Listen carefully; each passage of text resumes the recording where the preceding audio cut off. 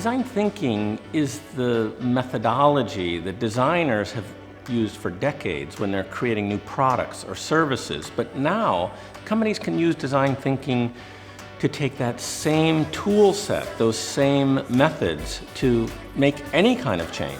All you need to do is start with empathy. Think about the human factors in the problem or the challenge at hand, and then experiment, do prototypes of your idea, and then when you latch on to an idea that you really like, use the power of storytelling to make your idea take hold.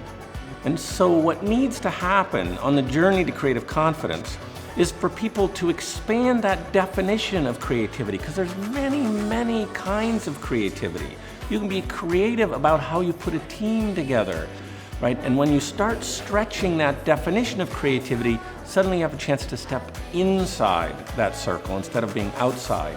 And that's what we call flipping or gaining creative confidence. And the great thing that happens is when people are suddenly inside that circle, they have more optimism, they have more enthusiasm about taking on a tough challenge.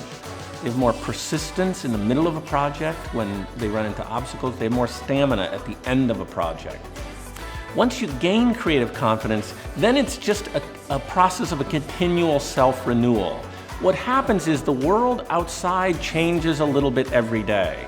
And what we have to do, our challenge for us as individuals, the challenge for us as organizations, is to make sure that every day we evolve, that we learn, that we change as much as the world outside is changing. If you have no budget, if you have no money, you have to be rich in other currencies. You have to be rich in the currency of friends, or rich in the currency of advisors, or you have to be more creative than others are. When you talk to very successful established companies, what you find out is early in their history, often they had no budget. They did things on a shoestring. Even when you're faced with no budget, imagine the possibility that you might look back one day and say, these were the most thrilling, the most exciting times in the history of a great company. And if you can imagine that looking forward, as people always seem to do looking backwards, it can give you the energy to keep going even when you don't have all the resources that you would love to have today.